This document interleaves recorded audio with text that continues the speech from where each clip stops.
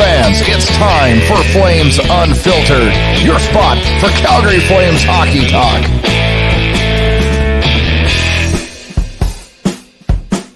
Okay, enough now. Put some wins together or put us out of our misery.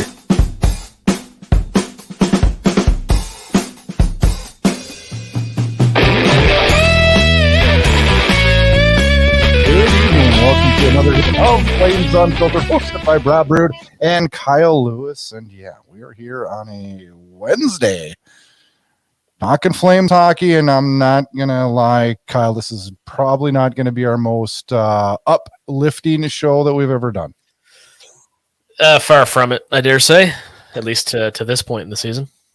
I honestly, I don't even know what to say anymore. Like, I really don't. I was going through what we were going to talk about tonight, and I'm like, okay, well, that's negative. That's negative. And he got hit by a car. That's not real good. It's just kind almost poetic, though. Eh? Things are so bad. One thing after another, isn't it? Thank God he's okay, but it just kind of epitomizes what's going on. This is not fun at all. It was fun for a brief period of the middle since our last show, but yeah, we'll try to make it funny because we can't make it happy. The Ottawa game kind of broke me. Well, the funny thing is, I was coming back from out west, and I got thinking once I hit Toronto, I'm like, I should have just gone into Ottawa and caught the game. I always see the Flames play in Ottawa because it's not that far from me, and then I was really glad that I didn't. So, but yeah, because it kind of broke me too. I was watching it. I went to go play hockey, and then I got off the ice and looked at the score. I'm like, come on, are you kidding me? So you didn't see the pain live? No, everything was great when I left the house, up 2-1. Good about it. And I watched what I missed when I got back. Well, admittedly, I watched the highlights, if we'll call them that, after I get back. But yeah, it was just atrocious. I got really pissed because I was pissed at myself too, because with about 5 minutes to go, I'm like, oh, it's gonna be nice, just batting down the hatchets here, 2-goal lead, nothing to it. Honestly, I thought we'll pop in an empty netter here. This is going to look better than it was. And we pretty much controlled the game, and we will move on and be good. And that did not happen. No. It was crazy. I was proud of myself. Like, I didn't even get angry and freak out at all because it's like I'm so beaten down right now. I don't even I don't even have the energy to get depressed when we lose anymore. Yeah, which is almost worse. That's kind of like when somebody's angry, like in a relationship or something. It's like, at least that shows there's still some emotion and they care. But when you just don't care anymore, it's like, oh God, like seriously. It's frustrating too because I look at the standings and I'm like, okay, we're right there. Like, this shit can be good.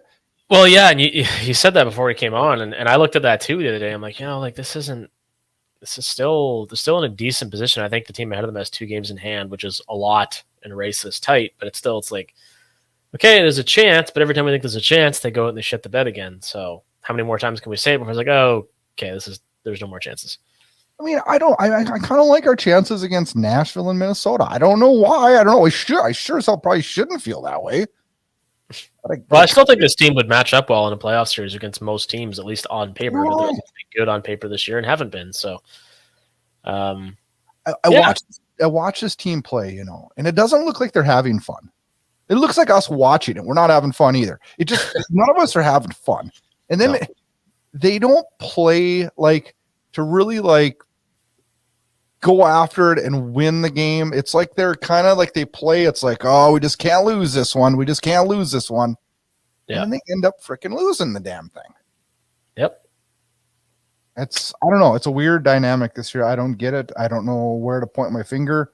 Yeah. And forgive me for, you're kind of throwing the ball back at me as you often do. And I'm just sitting here like, I don't know what to say about it. And I'll obviously share some thoughts, but it's just like, we're sitting here going through this or reading the articles, reading the tweets, reading what the fans are saying. And it's just like, okay, this is not cool as is typical of this franchise so often. It's like, there is no clear direction. They're not good enough to make any kind of noise. If they make the playoffs, it would seem, and they're not going to get, a good draft pick or any, like, it's just always mediocrity. And it's extremely frustrating. So yeah, Let's see what happens. Well, we'll start the positive show, and we're going to talk about an ugly game, a good game, and then an ugly game. Yeah. And then we'll roll through some Flames news, and then the elephant in the room. We're going to talk about Jacob Markstrom, our thoughts on that topic. And the news doesn't get any brighter. We'll talk about Rasmus, Andersson. Probably the weirdest thing I've ever talked about on this podcast. One of ours getting hit by a car. We will do that, and then we'll wrap with a preview of 3 really, really critical. We say this every week. It's just like broken record. 3 critical games at home for once. And it's time for another episode of Flames Unfiltered.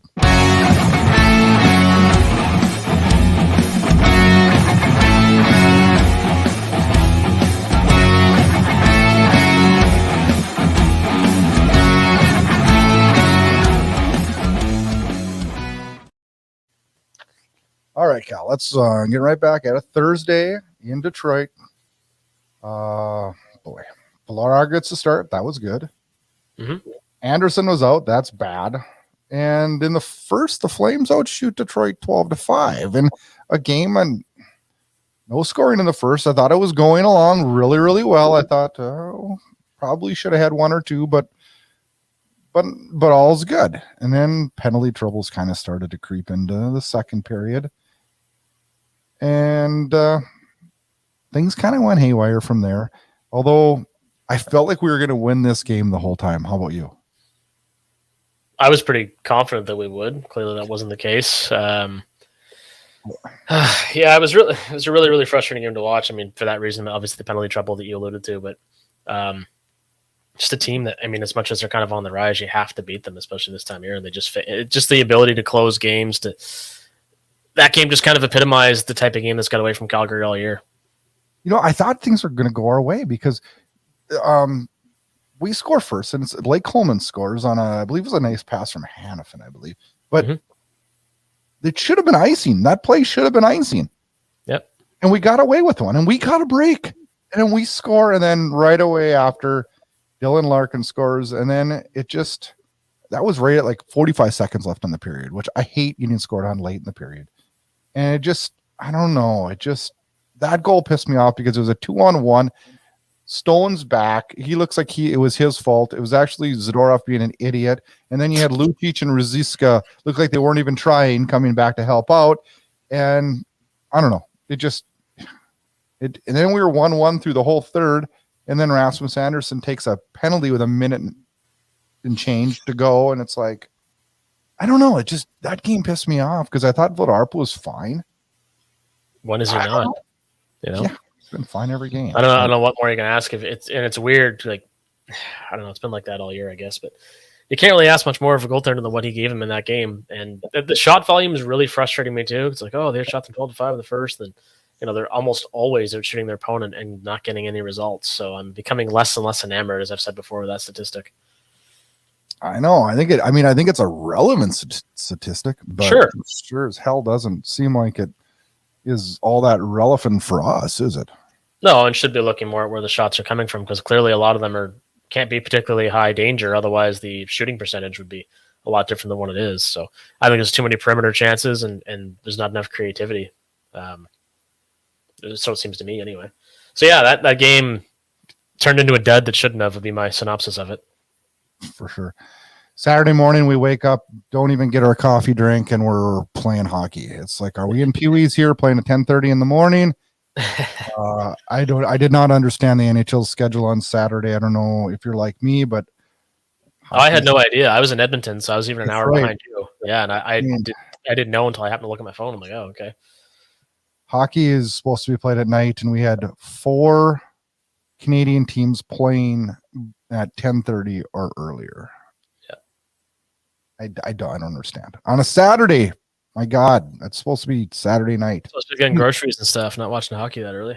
Oh, and then they got the Jets. I feel bad for the Jets. They play it. They get the late game in Hockey Night in Canada, which is cool, but it's not cool to start a game at 9:00 at night in Winnipeg. No, it's not at all. That's what time the game started. I'm like, what the hell is this league doing? Yeah, and it's just stupid. This game in Buffalo did not start good, and it did not start good at all. 3 shots, 2 goals. Thompson scores. Middlestead scores. Thompson's goal was a freaking rocket. Yeah. A rocket. Yeah. Imagine my frustration. We're down 2-0. I'm building IKEA furniture. Like, it was just an awful time in my life. And I actually said to my girlfriend, I'm like, I don't even want to watch this right now. Just shut it off. So she shuts it off, and I check 2 minutes later, and all of a sudden the tides turn. I'm like, she's like, I told you, like, you need to be more optimistic. I'm like, all right, put it back on. I'm like, fine. I was at work, and I had the TV on Saturday. Yeah. I work a lot of Saturdays. No wonder you're so upset at the start time. It's a trade-off, though. I don't work a lot of Thursdays. So it's a pretty good trade-off. But anyways, I had the game on in the office, and one of the guys I was working with was kind of making fun of me. He felt bad, I think, for me. It's probably more the truth. Right away, we're just down, and it's like, seriously, Markstrom's in net. I'm pissed about that, and I don't know. I didn't get to see a ton of the first period. The second period, I believe we scored on 3 of our first 4 shots. I believe it was. Mm-hmm. That's correct. And it was Peltier with his first ever goal, which was really cool to see. Nice shot too. Yep. It was a really good play. It's one of those you want your first goal to be, right? Yeah. Not off your ass or something stupid like that. That's where mine would be, is off man. Yeah.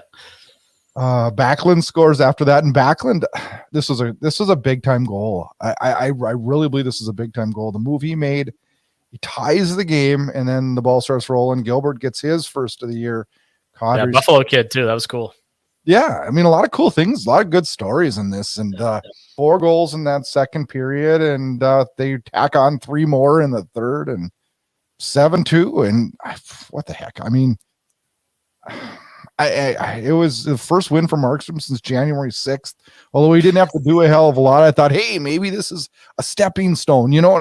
Just sometimes you just need 2 points, right? Spoiler alert, it wasn't, but go on. It wasn't at all. 4 points for Dubé. Your guys starting to come on here now. You're gonna make me look bad by the end of the year here, right? I hope you do. I hope you do. Yeah, it'll be one of few good storylines if things continue as they are. He had 4 points. That's a career high for him. Toffoli had 2 goals in this game. Hit his 20th and 21st. So he hit the 20-goal plateau, and he was my guy worried about coming into the season, and that tells you how much I know, is he's our best scorer. I was worried about him as well, so my mistake as well. Gilbert gets a goal and an assist in his hometown. Lindholm, 300 career assists. Like, everything good. The storyline for this was just like, I felt good going to bed Saturday night. I went and watched a junior hockey game that night, and I was excited about my team again. And it's like, it's crazy to me how much 60 minutes can change my attitude for the next 3 days. The next 3 days.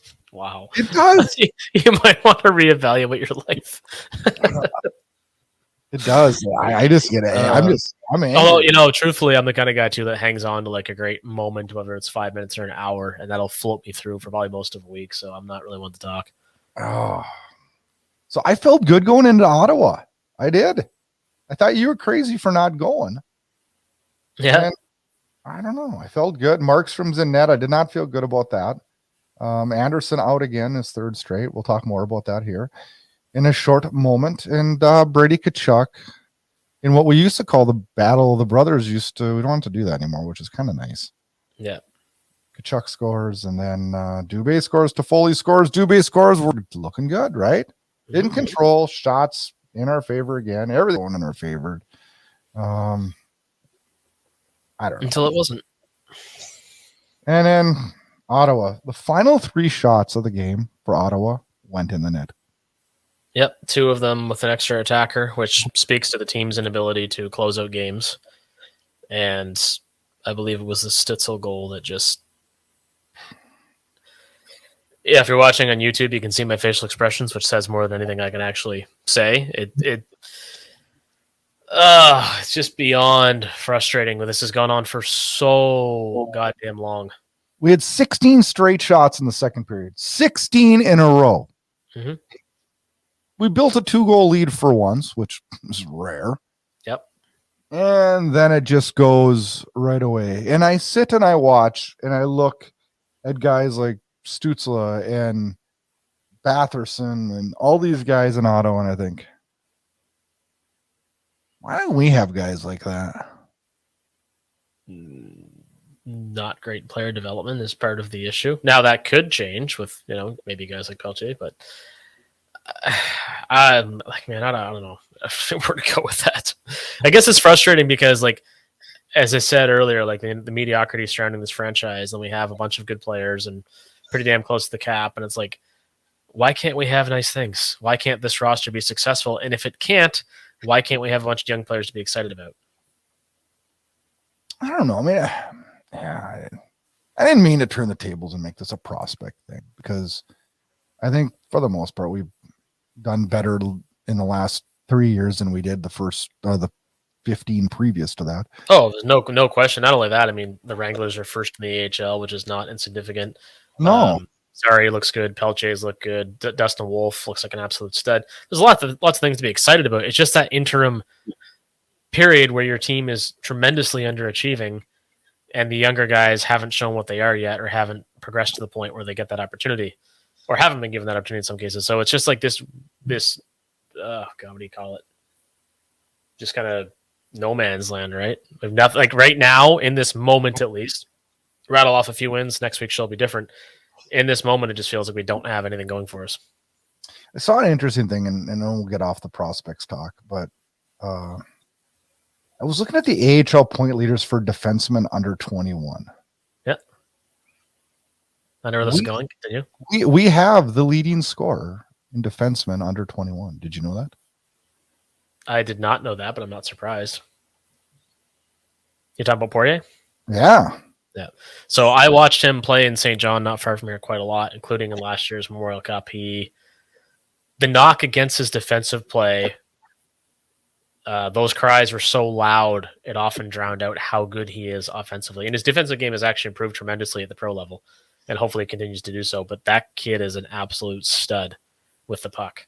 And we saw it, actually, I think it was last night. He walked through basically half the team to set up a goal right across the crease. Like, he's fantastic, very underrated prospect. So I'm glad you pointed that out, because not enough people are talking about him. And if developed properly, he could be a fantastic two-way defenseman at the NHL level. I kind of like. I mean, I'm old school, like stay-at-home defenseman type guy, but like I like what this guy brings to the table, and I think, paired with the right guy, it kind of reminds me a little bit of the Shillington thing, right? Everybody loved Shillington's skating ability and his getting quick first pass out of the zone and how he could move the puck, and he was good on the rush, and everybody loved that about him. But we hated how he was defensively, right? Yep. It's funny how that changed last year when he was paired with Tanev. So I'm sitting here looking at this young prospect who's got 27 points in 41 games, and I'm thinking, I mean, is that an opportunity next year for us? That's a tough one to answer. Next year may be a little soon, but he's also way better, I think, than anybody predicted he'd be at the pro level. So it's a possibility. If nothing else, his progression and his ability that he's shown so far makes other people, potentially Shillington, at least, keeping in mind his personal circumstances, but makes guys like that expendable, perhaps. Dennis Gilbert was sent down and then brought right back up when Andersson got hurt. But are you a little surprised that we have Mackey on our roster and we're going with Gilbert over Mackey? Even though I do believe Gilbert's been better. I actually like Gilbert's game. I really like it a lot, to be honest with you. Yeah, I like watching him play. I would have been earlier. Well, I should say earlier in the year, but Mackey has not. He hasn't been good at all.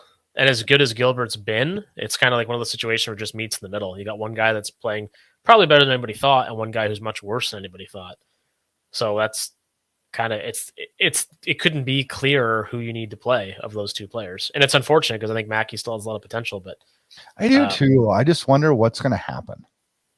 I think he needs to be back in the AHL for the remainder of the season, and then kind of go from there, I guess. See if he can.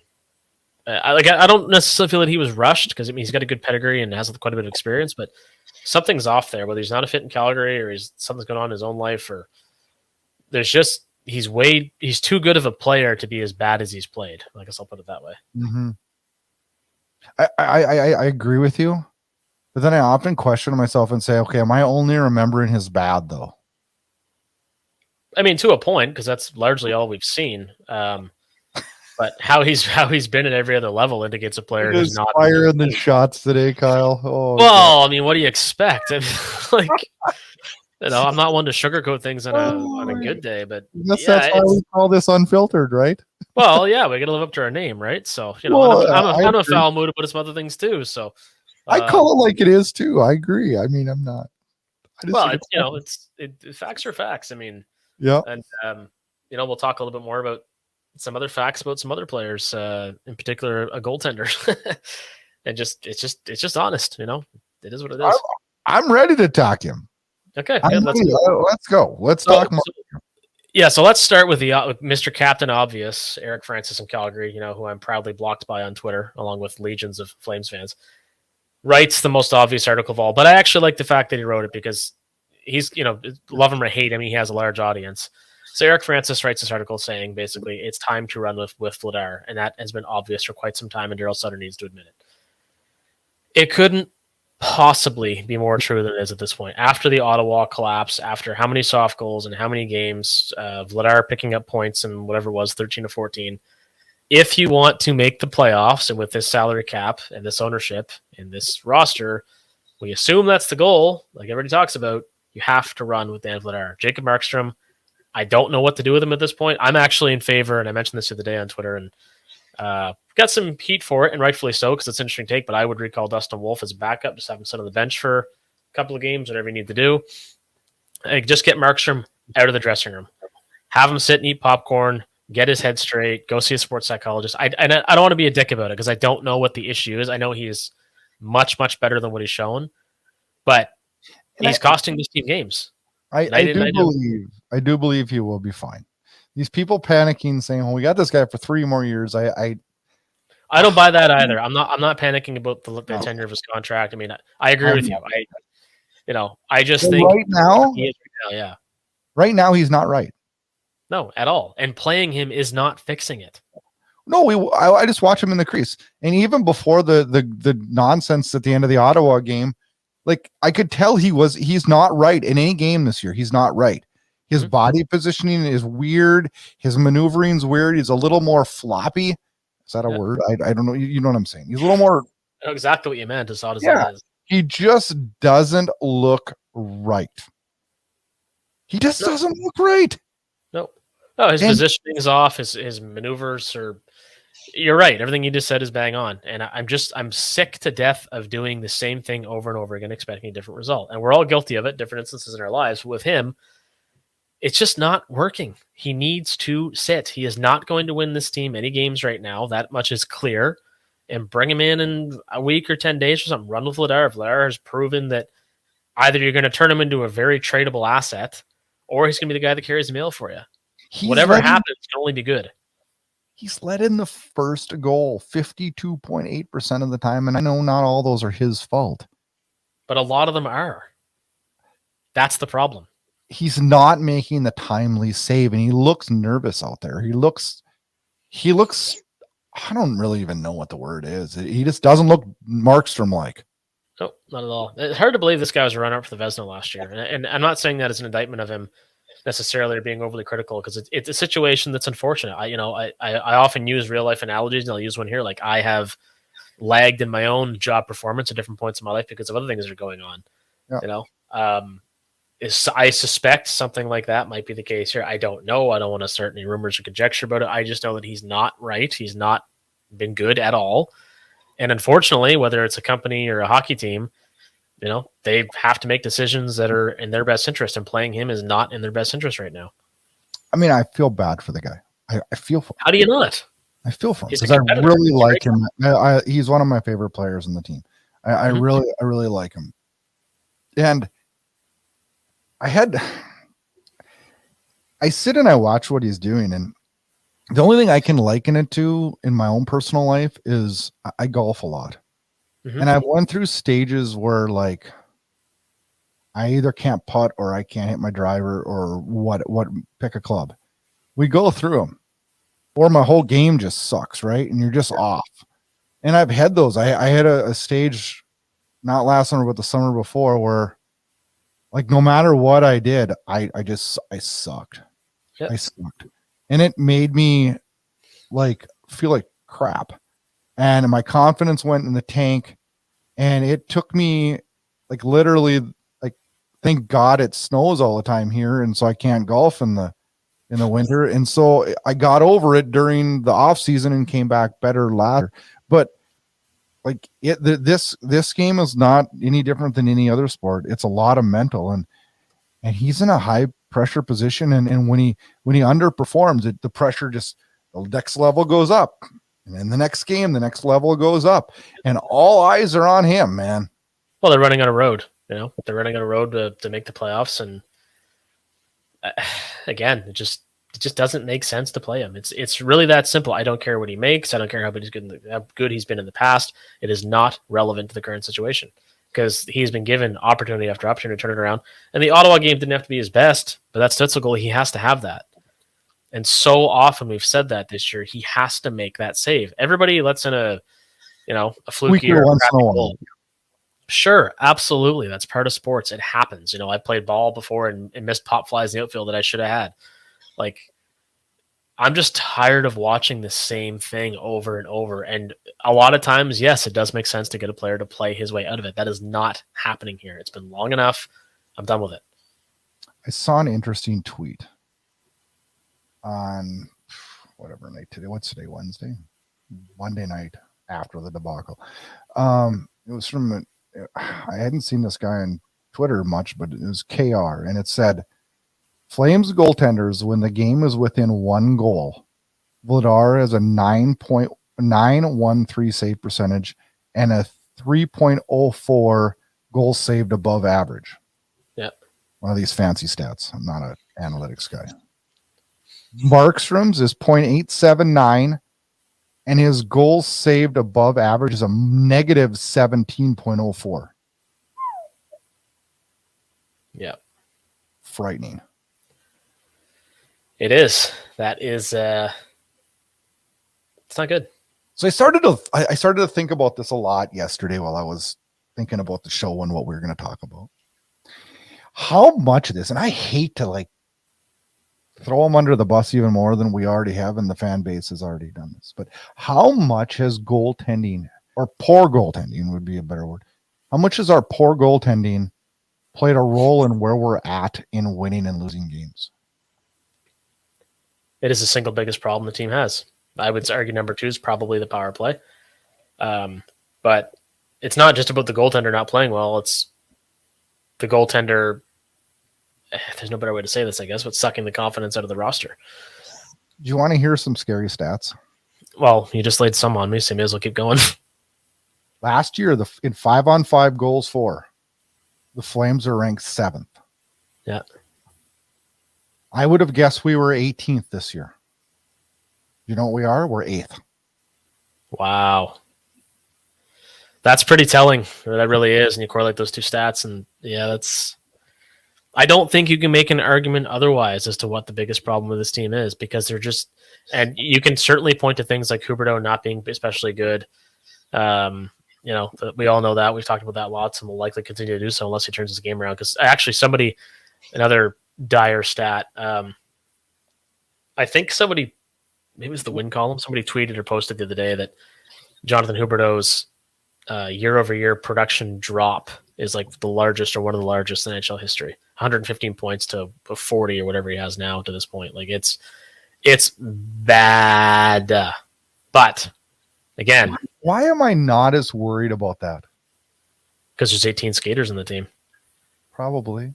Yeah, realistically, the goaltender is the goaltender. He's a man on an island in a sense. Huberdeau's lack of production can be covered up by the team. Other players, Dylan Dubé being hot lately, Tyler Toffoli, 3 goals in 2 games. I look at nobody's there. I mean, our top 3 lines, our 4th line right now sucks, so big one, but our top 3 lines are putting up points and scoring goals. Like I can't even blame that anymore. And no, Huberdeau has not been good. No, not at all. And he does the same thing Markstrom does. He criticizes himself in the media. It's like, okay, it's all just talk, And again, the stats, this stat in particular is meaningless to a lot of people, but it matters to me and some others as well. Like, no shutouts this year. The worst teams in the league, I'm sure, all have at least a shutout. You go into Ottawa on a Monday night, it's kind of a sleepy game, and you shut them out. Detroit would have been another one you'd expect that of. Obviously, like Arizona, like they're just. How do you not have a single shutout this late in the season? How is that possible? You know what though? Like, and I hate to like dwell on this, but like this team now, like we can't say they're not scoring goals. And we can't even say they're not preventing chances. Look at our shots we're allowing. It's way down. Mm-hmm. And this year, our 5-on-5 save percentage last year was 3rd in the league. It's 29th. Yeah. You can't freaking move up the standings with subpar goaltending. The subpar we could probably manage. This has been awful.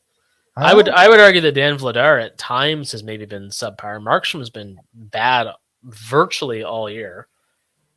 But he had one game I thought he looked good. That's freaking scary because I'm a Markstrom fan. That's incredible. Eh? I give him the benefit of the doubt, and I don't know why I'm giving Huberdeau so much leash this year, but I am. And you know what I think I am? You know what? Here's the down and dirty on that. We got him for 8 more years. Like, throwing him under the bus now and backing over him 80 times isn't going to help what lies ahead for the next 8 more years, right? No, and I mean, the market's the market, right? He costs what he costs. He was going to cost that to any team. What I don't like about that, though, is that you cannot expect a player to go from one coaching system, one team, one conference to another and just be the exact same player. Now, Matthew Tkachuk has dominated in Florida. He's had a great year. I get that, and he's a bit younger, whatever. Like, it does happen. Just Huberdeau is going to get that money wherever he went, so who cares that the Flames gave it to him? They needed a marquee name, and he's still that. But the expectation, it was just like plug and play. 115-point player goes out, 115-point player comes in. It doesn't work like that. They're very different players, and I've said that all season. Did you think when we got him, did you have a little bit of an inclination in your head that like I would have thought that Gaudreau would have done what Huberdeau is doing now, right? Last year when Sutter took over, I thought Gaudreau would have troubles being defensively responsible, right? Mm-hmm. And I thought he would be the one that his points would suffer because of it, right? And it didn't. Yeah. Gaudreau found a way to play within the system. He's a much more of a competitor than people realize, I think, is one of the biggest reasons for that. Do you think Huberdeau will find a way to flourish in this system? Because I do. I do. I do. And I think he is going to get back to the 70, 80-point range.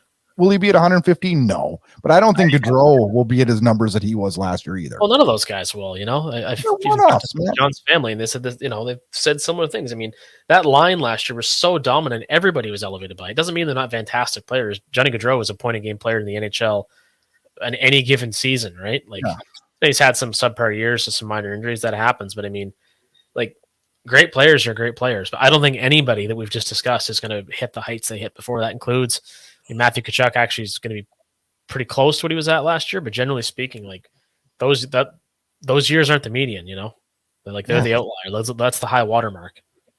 I don't know. I feel like Huberdeau will get there. I do. Back to the goaltending. What do we do now, though? Like, what would you do, and what do you think Sutter will do? Well, I think, as much as he may not want to admit it, there's obviously a lot of pressure from the fan base and the media to start Vladar. He's not an idiot. He's won a bunch of Stanley Cups and won a lot of games in this league. He can see his number one goaltender is not performing well. I think he's got to he has to go to Vladar. There's no question about it. I think down the stretch, unless Markstrom somehow turns it around with a couple of really good games, which I can't see at this point. I'm not going to speak beyond this season because, like you, I do think he's going to be fine. How many games we got left now? Let's have a look here. 20? Yeah, a little more than that maybe. So we have played, let's see, 25, 18, and 11. Isn't that wild? So many friggin' shootout overtime losses. Yeah, it's 54 games played. So yeah, 28. So I go 20-8. Vladar. Yeah. What 28 games is not a lot, you know. It really isn't. So I mean, and maybe that number changes, but where are you at on that? How do you think the goaltending duty should go down? I think right now we're at home for 3, right? What do we got? We got Thursday, Saturday, Monday at home. Yeah. I think you play Vladar in all 3. Mm-hmm. And then when you go on the road next week, I think the schedule has a back-to-back. I'm just pulling it up here now. Yeah, we do next Wednesday, Thursday, Arizona, Vegas. I think you give Markstrom the Arizona game. And then I think Vladar goes Vegas, Colorado, Boston in the next home game too. And I think you go with that until Vladar proves to me that he's stumbling. And then you go back to Markstrom. But I don't know. I feel like Vladar can handle the load. Do you? No question in my mind. Okay. And the other thing I'll throw in here, and I mentioned this on Twitter to a variety of different responses, mostly concern, but I think that once it's clear whether you're going to make or miss the playoffs, that's you're bringing Dustin Wolf to get his first NHL starter too. Just to get a sense of what you have. And I don't do that until the fate of the team is a little bit more clear. I think we know what we have, right? Well, he hasn't played NHL left yet, and everybody's always, he's small. Okay, well, whatever. Needs a chance. I know, and I know we differ in opinion on this, and that's good. That's why we're both on the show. Here's my I can't say I completely disagree with you. Kyle, I like Dustin Wolf. I think he's either going to be a huge trade asset for us. We can't forget we got Markstrom for quite a while still. And Dan Vladar, I would love a Markstrom Wolf, but I love Dan Vladar too. So like it's hard for me to just kick him to the curb too. So nobody's taking that Markstrom contract. That's what I'm saying. Like after this season, it's not like, oh, he's done, he's washed up, that's just stupid. So I mean, do I see a future where it could be Wolf and Markstrom? Absolutely, I do, and I wouldn't hate that. But here's the deal: I just don't want. It's a step. It's a big step. And now I'm talking about a guy, and I'm not stupid. He's won at every single level, and every single level they've said he's too small. Yeah, but he's been like the leader of the WHL. Heck, he's doing everything he's a leader in the AHL. Like, do I think that'll translate to the NHL? I do. I really do with him. He's a competitor, and he's got the knack, right? Yeah. But I don't want to bring him up this year in a year where okay, this sounds bad. In a year where shit's just not going good, I don't want to bring him up and sour him. Well, that's what a lot of people have said too. Oh, the team's not good enough in front of him. It's going to ruin his confidence. Somebody drew an analogy to Dan Blackburn, which to me was ridiculous. Dan Blackburn was a fantastic young goaltender who had serious concussion problems. So anybody who thinks that the Rangers just hung him with the dry, and yeah, they did, his development wasn't necessarily perfect, but that's a case where it's like, okay, the guy had serious, injuries that led to his early retirement. A guy like Dustin Wolf, I don't want to see him get thrown to the wolves, pun intended. But I do think that he deserves to get a couple of starts because then you have a better, okay, he can stop a puck at the NHL level and maybe he goes one-on-one with the. What's that? What if he comes up and we get shelled 6-2? Then we send him down and go, oh shit. Well, I don't know. I can't. He's won at every level. Well, but it depends on what happens because you have to look at your asset management going into the summer.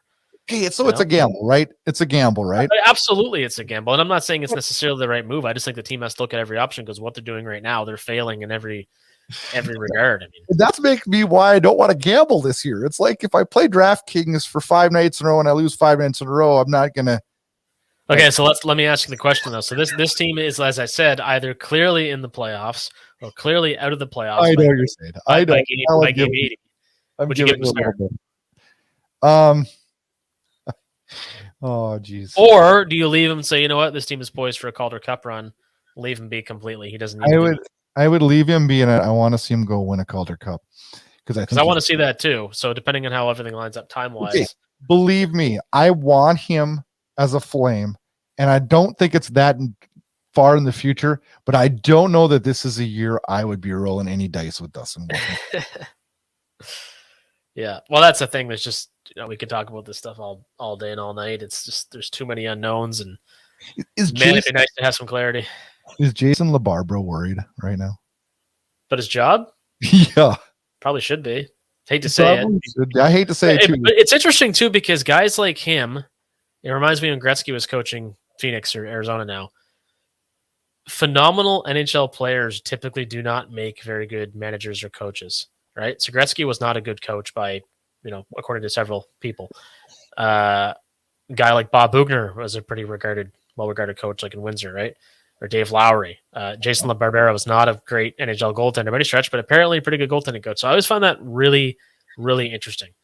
But I think when you have a goaltender as skilled as Jacob Markstrom, regardless of what's driving his poor play, you have to look at the people around him. If I'm not selling like I'm supposed to, they're going to point the finger at you, right? Well, they're going to look at me, or they're going to look at my boss, right? Yep. Or both of us.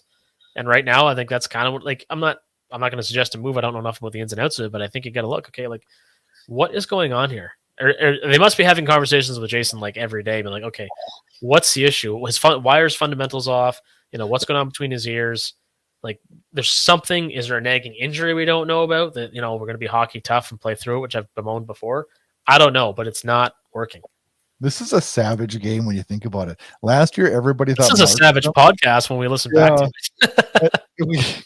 Everybody thought Markstrom was the greatest goalie last year, and LaBarbera was the greatest coach. We're not 12 months later, and it's like, man, trade Markstrom, and we got to fire LaBarbera. It's like, oh my gosh. But it all comes and goes in phases, right? Like, you talk about these coaches, and they wear out their welcome, and players get hot and cold. Like, it's just the nature of the beast. But man, it is wild, especially in the league these days, how quickly and crazily it swings. Like, speaking of crazy things, what was your first reaction when you saw the tweet that Rasmus Andersson had been hit by a car last Wednesday night? Why the fuck wouldn't he have been? The way things have gone for this, that's honestly, hate to say it, one of my first thoughts. I'm like, really? Like, but of course, like, it just, your best defenseman, like, it just, Tanev aside, I guess, like, you just can't get much worse than this. So speaking of that, because I haven't followed that closely in terms of where they're at now, like, is he practicing? I have not even heard that, and I pulled up the. I know he went back to Calgary early, so I'm a goofball. Like, I was searching pictures when they were on the road of them practicing to see if I could see him, and he wasn't. They're not practicing today. I pulled up the Flames media page. They had the day off. What day are we at? They had the day off yesterday. They practiced this morning at 10:30. I don't know if he's on the ice. I thought they were, from what I had heard all along, was that they weren't going to play him on the rest of the road trip, but he should be good to go. Yeah, received some stitches and some bumps and bruises. Yeah, I think he was just banged up. Seemed fine. And realistically, given the position of the team in the standings, I can understand, like, you know what? Go home and rest, because we're going to need you, beyond these next 3 games. So, or 2 games, I guess it was. So, yeah, we lose the next 3, we might not need them at all. Yeah, seriously. Oh, man. Yeah, this is frustrating, man. This is really, really frustrating. So, I guess we'll see what happens tomorrow night. Did you think it was funny what Daryl Sutter said about him getting hit on a scooter? Yeah, of course it did. I did. I thought he was, but he was being good. I thought, I think he was asked the question because everybody thought he was going to rip him for being on a scooter, and he's like, I don't know, what's the right, man? Like, who? God damn it! Like, who cares? I know they have to. They're humans, right? I mean. Yeah, I mean, and this is fun to talk about, don't get me wrong, but it's like, these guys get so worked up over these things, like, as if they don't go out to dinner. Like, I've seen a bunch of the Flames players having a beer at a bar, a few years ago. Like, they're all human beings. I don't know why the hell you'd want to ride a scooter in Detroit, but anyway, I guess he won't do that again. Quicker, I guess, but he gets hit. Oh, gosh. You know what the sad part about it, though, is his current Ironman streak was done. 323 consecutive games dating back to November. Because he got hit on a scooter. Scooters, stay the hell off scooters, right? At least Andrew Cogliano must have had a laugh at that, because he was in tears when he got suspended when his Ironman streak ended at like 800 and some games, whatever it was. Like, he was a wreck. Well, 300 and some games is a far cry from it, but it's kind of funny that that's how it ended. That's going to be the footnote in the history book of Rasmus Andersson. Crazy. We'll be back to preview the 3 games this weekend.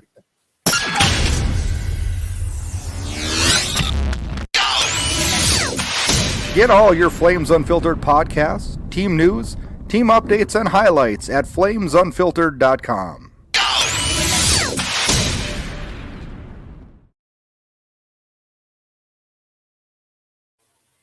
All right, Kyle. 3 games. We get going Thursday night back home at the Saddle Dome. The red-hot Detroit Red Wings come into town. 6 in the Atlantic. Points in 7 of their last 10 games. This team playing good. Second of 2 meetings this year. Last week, we just talked about it. They beat us 2-1 in a game we should have won. Where do we go with this game? We see a Flames team that just gets out on them right away and puts us to bed, or do we flounder? And why am I asking this question? I think it's going to be a statement game. I'm more worried, honestly, about the games that come beyond it. I just can't see them dropping that game. I'm not surprised Detroit's doing so well. And contrary to what I said earlier about great players making poor managers, Steve Yzerman is definitely an exception to that rule because he did a great job with Detroit, as he did in Tampa.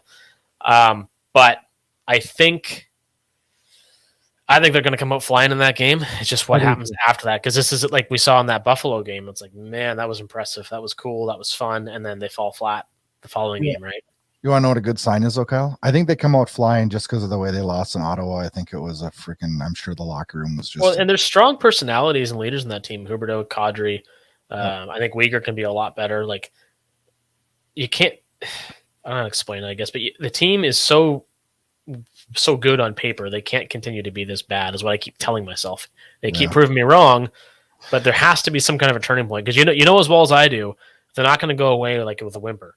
Like, if they're going to miss the playoffs and the cutoff is 92, they finish the season at 90. Or it's more probably like 98, 96 or whatever. But, I think that's the Detroit game is going to be a really strong game from them. I certainly hope so. The good news, Kyle, and you mentioned the word letdown, right?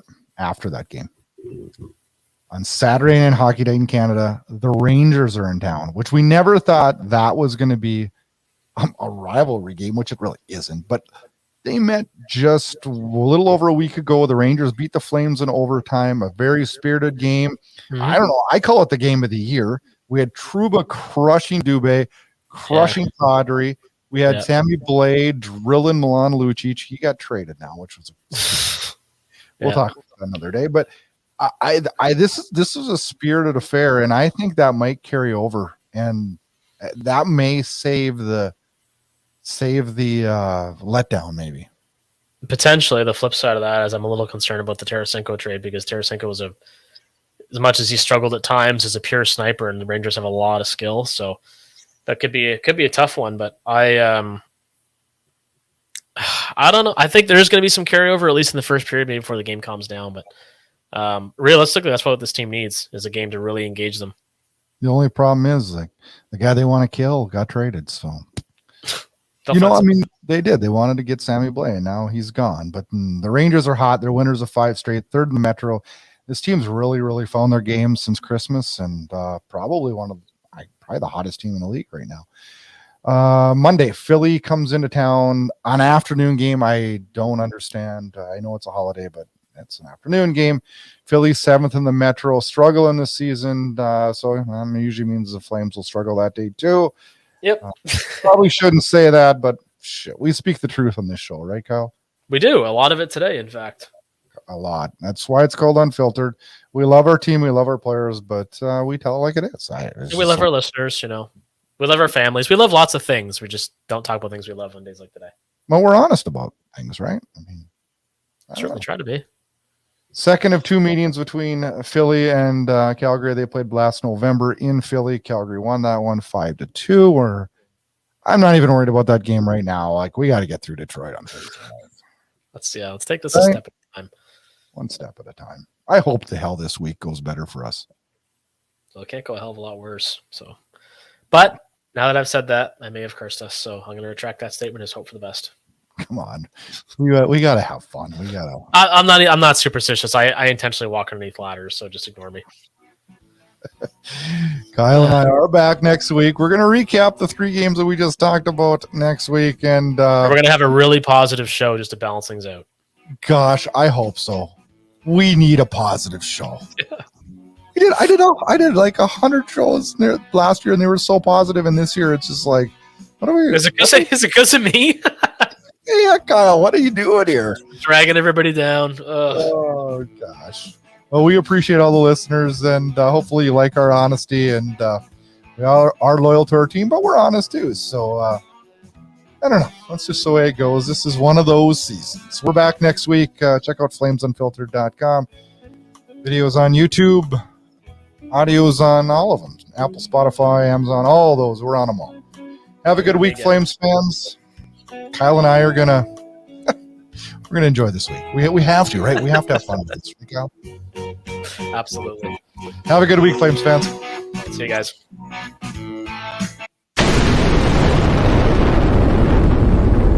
Get connected. Flames Unfiltered can be found on Twitter at Flame Unfiltered. Check out the Facebook page at Flames Unfiltered. Host Brad Burud is on Twitter at Brad Burud, and host Kyle Lewis is on Twitter at VanLewis14. Like what you hear? Rate, review, and subscribe on Apple Podcasts. Flames Unfiltered can be found on all the major podcast players.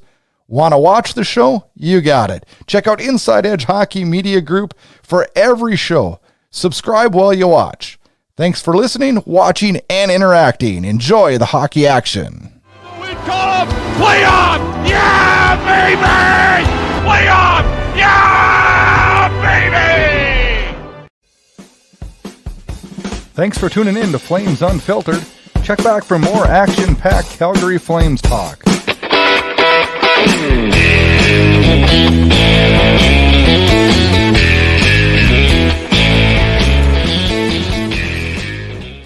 This episode of Flames Unfiltered was copyrighted and produced by Inside Edge Hockey Media Group.